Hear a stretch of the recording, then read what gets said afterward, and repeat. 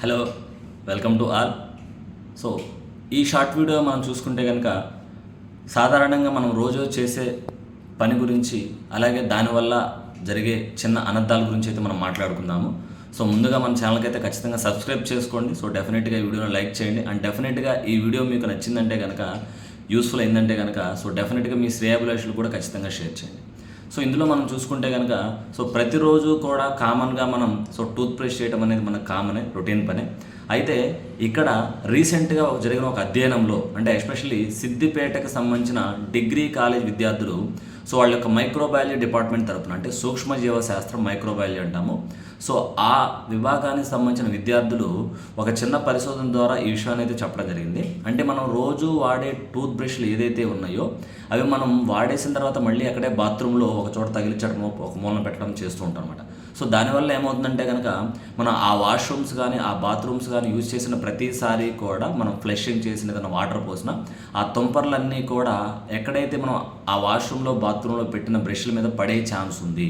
So దానివల్ల ఏమవుతుందంటే కనుక, ఆ తుంపరల ద్వారా కూడా బ్యాక్టీరియా అనేది బ్రష్ల మీద పడే ఛాన్స్ ఉంటుంది అని చెప్పేసి వాళ్ళు క్లియర్గా వాళ్ళు చేసిన అధ్యయనంలో తేలింది. అయితే దీనికోసం వాళ్ళు చేసింది ఏంటంటే కనుక, సో ఏదైతే కాలేజీలో చదువుతున్నారో, సో ఆ కాలేజీలో ఉపాధ్యాయులు ఉంటారు కదా, అంటే దాదాపు 100 మంది ఉపాధ్యాయులు వాళ్ళు వాడే టూత్ బ్రష్లు, అంటే పాతవి 1 నెల కావచ్చు, 2 నెలలు కావచ్చు, 3 నెలలు కావచ్చు. సో దాన్ని తీసుకొని వాళ్ళు చేసిన పరిశోధనలో వాళ్ళు ఆ ప్రతి ఒక్క, అంటే దాదాపు 100 బ్రష్లు, అంటే 100 నమూనాలు తీసుకొని వాళ్ళు ఈ కార్యక్రమం చేయడం, నతిమట ఈ పని చేయడం వల్ల వాళ్ళకి తెలిసింది ఏంటంటే కనుక, ఈ పరిశోధన ద్వారా సో దాదాపు 3 రకాల బ్యాక్టీరియా అనేది ఎక్కువగా ఉండే ఛాన్స్ ఉంది అని చెప్పేసి చెప్తున్నారు. ఈ 3 రకాల బ్యాక్టీరియాలో కూడా స్ట్రెప్టోకోకస్ అని చెప్పేసి, స్టఫైలోకోకస్ అని చెప్పేసి, ఈకోలై, ఇషిరిషియా కోలై అంటారన్నమాట. అంటే ఈ 3 బ్యాక్టీరియా వల్ల కూడా మరి ప్రాబ్లం ఏంటంటే కనుక, ఏం జరుగుతుందంటే కనుక, ఈ 3 బ్యాక్టీరియా వల్ల మనకు కామన్గా, అంటే నోటికి సంబంధించిన ఇన్ఫెక్షన్స్ కానీ, మౌత్ అల్సర్స్ కావచ్చు, మౌత్ ఇన్ఫెక్షన్స్ కావచ్చు, లేకపోతే కామన్గా మనకి ఆ జిఐటి ఇన్ఫెక్షన్స్ రావచ్చు, లేకపోతే యూరినరీ ట్రాక్ట్ ఇన్ఫెక్షన్స్ రావచ్చు, మూత్రాశయానికి సంబంధించిన ఇన్ఫెక్షన్స్ రావచ్చు, లేదంటే కనుక మనకి శ్వాసకోశకు సంబంధించిన, అంటే రెస్పిరేటరీ ఇన్ఫెక్షన్స్ కూడా వచ్చే ఛాన్స్ అయితే ఉందనేది వాళ్ళు క్లియర్గా చెప్పడం జరిగింది. అంటే ఈ పరిశోధన కావచ్చు, ఈ అధ్యయనం కావచ్చు, దాదాపు 45 రోజులు వాళ్ళు చేసి పూర్తి నిర్ధారణకు వచ్చి ఒక క్లారిటీ అయితే ఇవ్వడం జరిగిందనమాట. అంటే రోజు మనం చేసే పనే, అంటే ఇప్పుడు దాకా చేస్తూ ఉన్నాం కదా, మాకేం కాలేదు కదా అని ఖచ్చితంగా మనం అనుకునే ఛాన్స్ అయితే ఉండొచ్చు.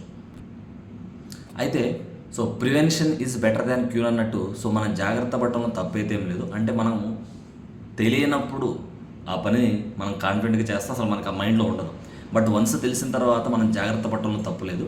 ఎందుకంటే కనుక సో పెద్దవాళ్ళతో పాటు ఇంట్లో చిన్నపిల్లలు కూడా, అంటే 1 ఇయర్ కావచ్చు, 2 ఇయర్ కావచ్చు, 5 ఇయర్స్ కావచ్చు, పిల్లలు కూడా ఉంటారు కాబట్టి, సో వాళ్ళు ఆ పని చేయలేరు కాబట్టి మనం వాళ్ళ కోసమైనా జాగ్రత్తగా ఈ పని చేయటం వల్ల, అంటే మనం వాష్రూమ్స్లో లేకపోతే మనం వాడే బాత్రూమ్స్లో సో మనం బ్రష్ చేసుకొని అక్కడే పెట్టకుండా ఎక్కడైనా ఎండ తగిలే చోట కానీ పెట్టుకుంటే మంచిదని వాళ్ళైతే చెప్తున్నారు అనమాట.